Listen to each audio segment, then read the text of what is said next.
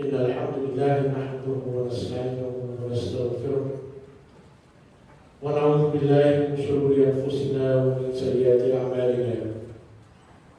من يهد الله فلا مضل له ومن يضلل فلا هادي له. ونشهد أن لا إله إلا الله وحده لا شريك له. ونشهد أن محمدا عبده ورسوله صلى الله عليه وسلم. أما بعد، فقال عز وجل بعد أعوذ بالله من الشيطان الرجيم: ألف لام ميم أحسب الناس أن يتركوا أن يقولوا آمنا وهم لا يفتنون ولقد فتنا الذين من قبلهم فليعلمن الله الذين صدقوا وليعلمن الله الذين كفروا. وقال أيضا: يا أيها الذين آمنوا استعينوا بالصبر والصلاة إن الله مع الصابرين. My dear respected brothers and sisters, we live in a time where it has come where Allah subhanahu wa ta'ala will test every single believer. And this test is to see whether you are genuine in your faith or you are not so genuine.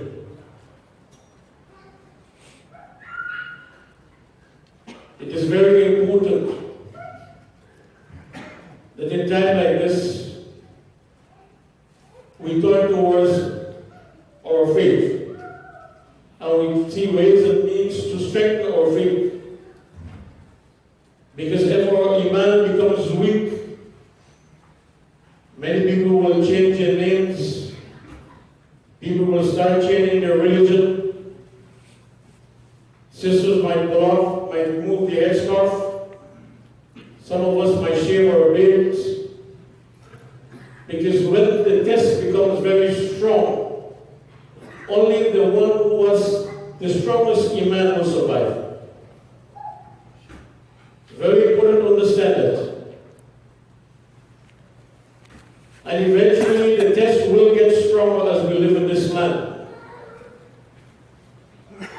Because Allah subhanahu wa ta'ala says in the Quran and many hadiths of Rasulullah sallallahu alayhi wa sallam, no believer should live on this earth thinking that you will not be tested.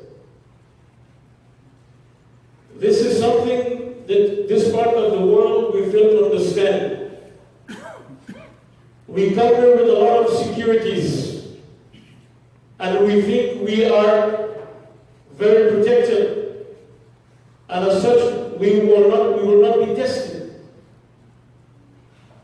But we see there comes a time when our iman will be tested. Are you truly with the Muslims? Will you identify yourself as a Muslim? Or will you hide as you usually hide? Will you be embarrassed by your name, by your faith, to call yourself I'm a Muslim? Or will you be ashamed of your name and your faith and reject and say, I'm not from among those Muslims? Let me tell you an incident that happened around 650 AH after Hijrah. There was a king, many of us know him. His name was Genghis Khan. It is said of this man, no man has ever killed or slaughtered Muslims in large numbers like this man, Genghis Khan. Originally he came from Mongolia. There used to be wars between the Mongols and the Jaffars. Then eventually he turned towards killing Muslims. He went towards Bukhara, Samarkand, Uzbekistan, Tajikistan, Turkmenistan. He slaughtered all the men and all the children by not hundreds, by thousands, hundreds of thousands. His aim was to kill every single Muslim there is on earth and to destroy this deed of Islam. That was his aim he started with. He will look for where there are Muslims and he will send, and he had the largest army at that time. It says his army was made up of almost like 500,000 men on foot. 500,000 men only on foot. That was his army only on foot. Not less on horses and camels and donkeys. When kings will hear the name of Genghis Khan, they will tremble. They will not fear in their heart. When he marched with his army, no one will stop him.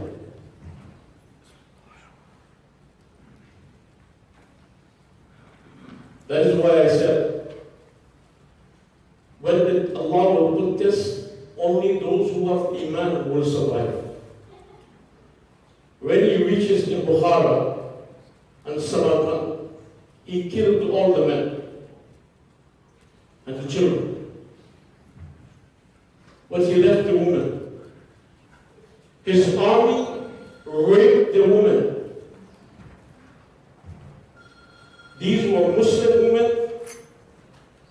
They were pious women.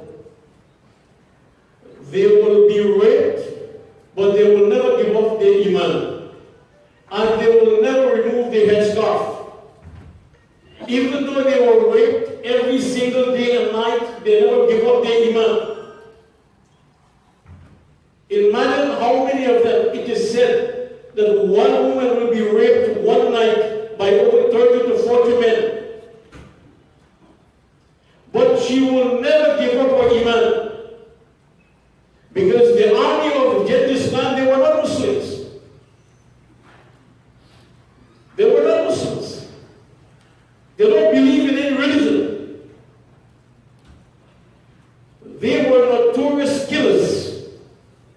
They were among the worst killers the land has ever seen, this world has ever seen.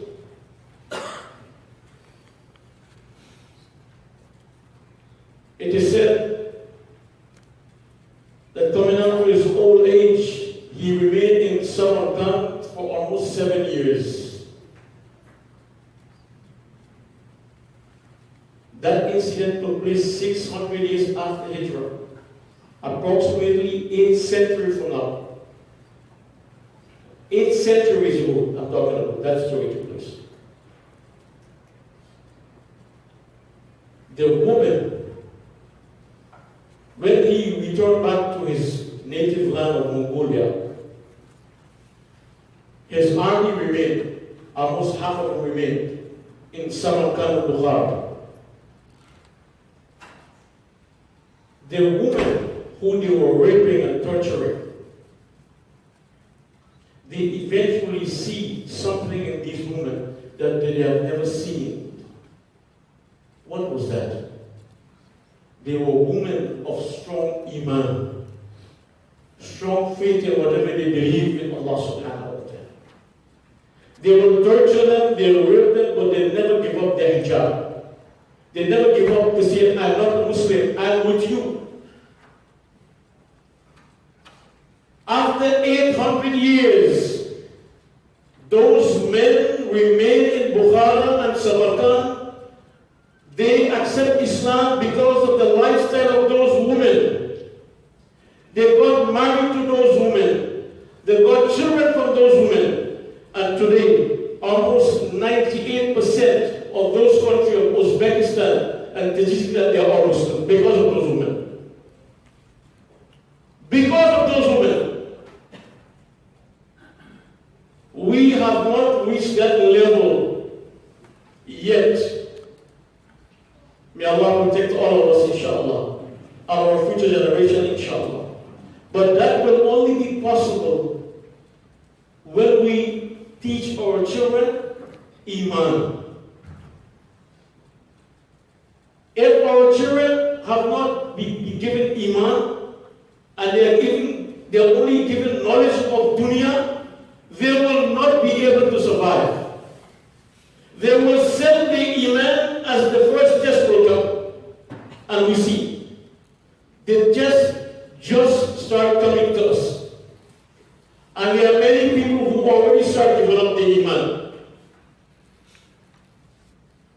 who don't want to be identified as Muslims. My dear sisters, before you pull off your hijab, my dear brothers, before you change your name and give up your Iman, I want all of us to look at that story of those women in the time of Islam. 600 years after the Hijrah of Prophet Sallallahu Alaihi Wasallam. Those places was Islam. They were all Muslims in there. Even Genghis Khan himself, when he was living in Samarkand for 7 years, he wanted to learn about Islam. There are some ulama who says he became Muslim. But majority of them says he didn't. But he called upon the Muslim to send the most religious man. At that time his name was Ali Ashraf.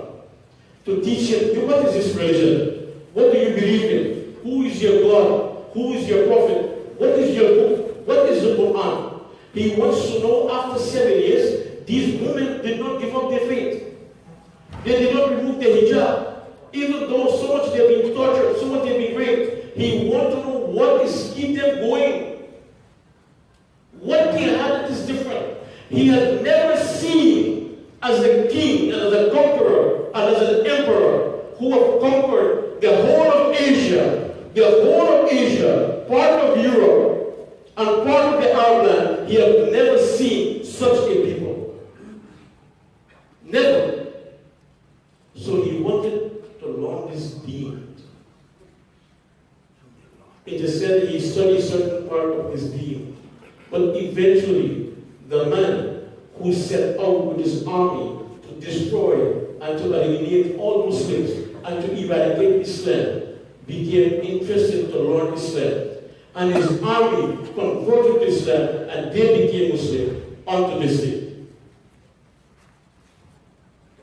And where he is, we don't know. Historians do not know where his grave is. They are all speculation. He was buried under a tree. That tree became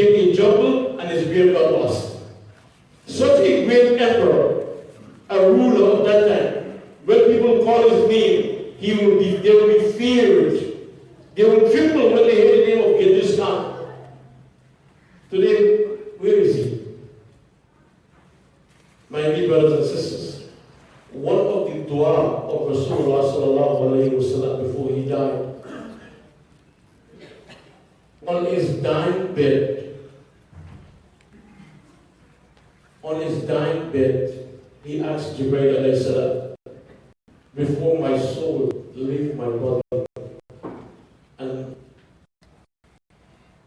the angel of death, Malak was right there waiting to take his soul. He said, I have one request, O Jibreel. I want you to go to Allah and ask Allah, what will happen to my ummah after I die? This will give me peace of mind that I will die knowing what will happen to my ummah.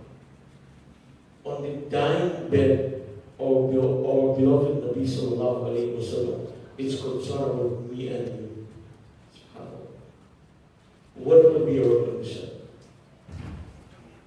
Jibreel alayhi salam came and said, O Prophet of Allah, Allah subhanahu wa ta'ala says, your ummah will never completely be destroyed. They will remain until the day of Yawm al-Qiyamah. This deen of Islam have nowhere to go. لِيُظْهِرَهُ عَلَى دِينِ كُلِّهِ. This is a promise of Allah in Quran. Allah says this deen will prevail over every after deen. This deen, Allah made a promise. This religion of Islam will prevail over all religion until the year of it. There are many people and there are many superpowers in the past who had the same need and the same intention as Genghis Khan, to destroy and kill every single Muslim and to wipe out Islam on the face of the earth. Where are they today? Where are they? We live in this land of America. We call it America. Allah is the controller of everything on heavens and earth. This earth belongs to Allah. Everything between the earth and the heaven belongs to Allah. تُعِزُّ مَنْ تَشَاءُ. Allah gives honor to whom He please. وَتُذِلُّ مَنْ تَشَاءُ. And Allah disgraces whom He please. Everything, بِيَدِكَ الْخَيْرِ. Everything is in His hands.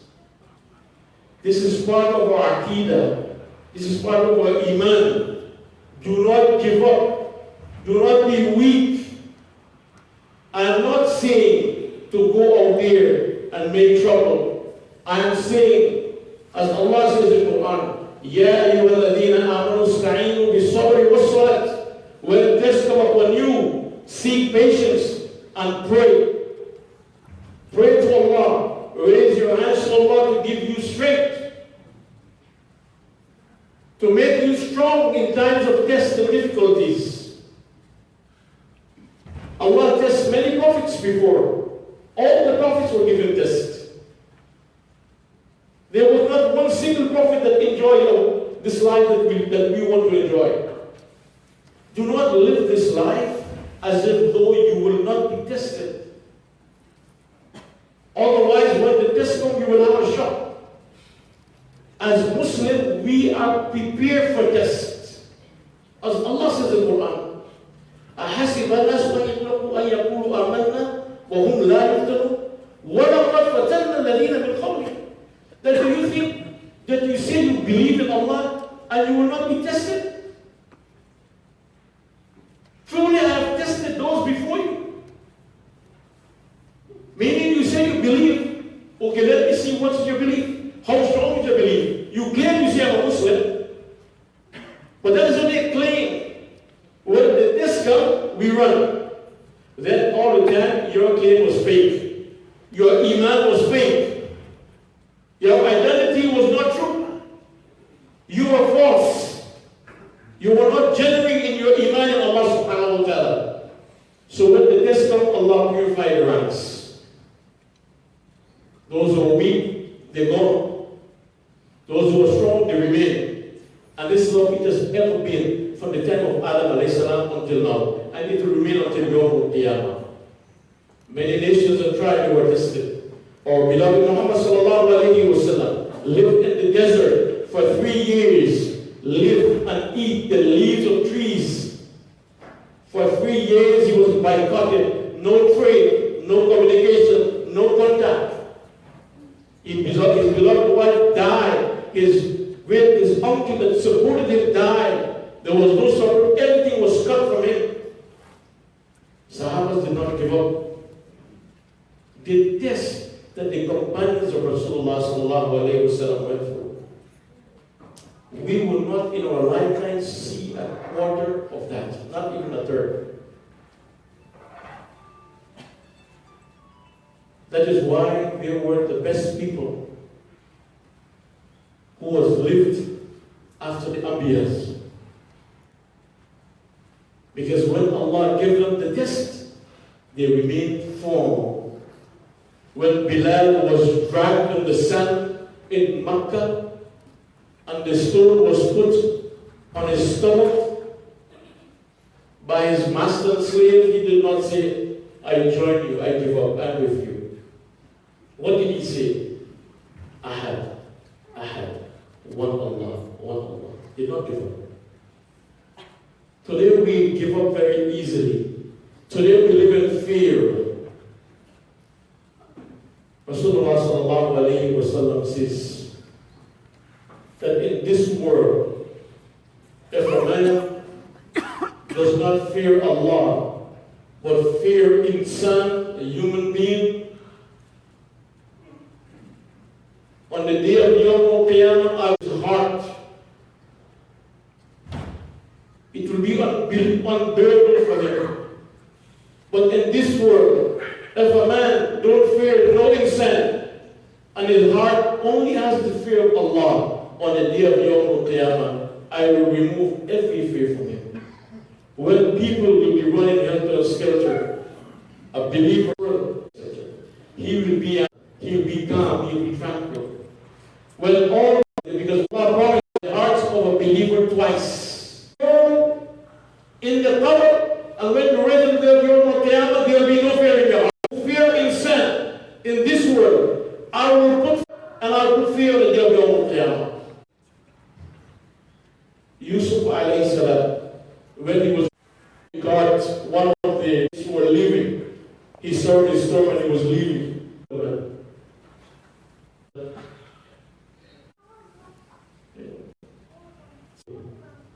Say a few words to the king for me. From prison. Wallahi, Allah dismissed. Because of those words, Allah subhanahu wa ta'ala made him stand for him. And he forget that Allah exists. Of difficulty, it can be in Iman.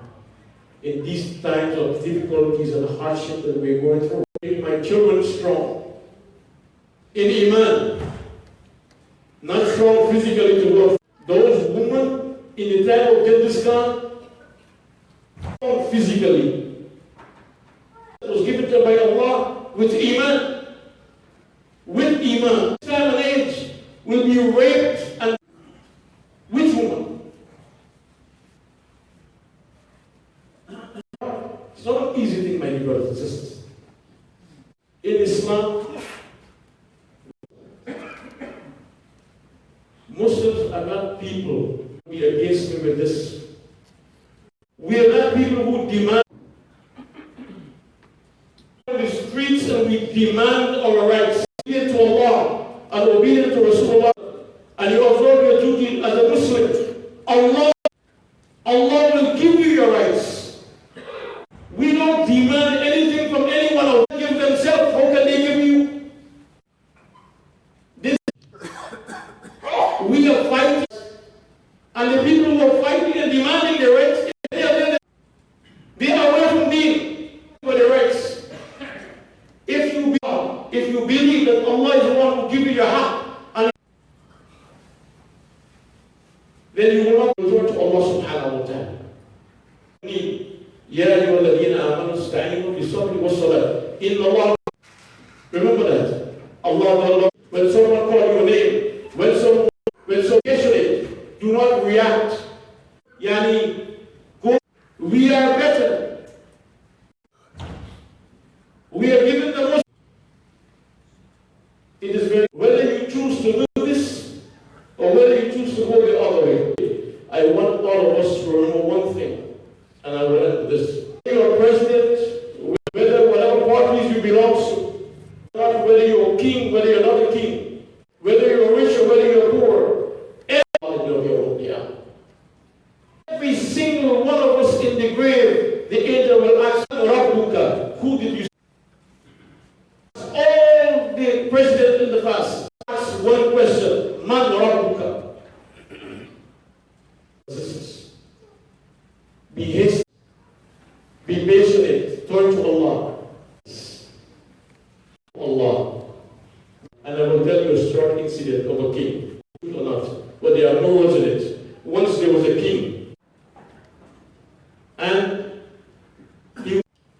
and his minister was with him, was talking to him, and he accidentally cut his finger off.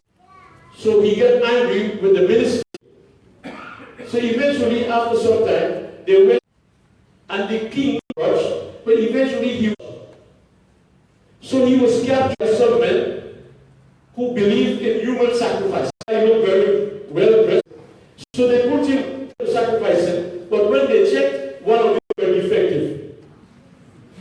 At that time, we don't know which his life was saved. So we do not know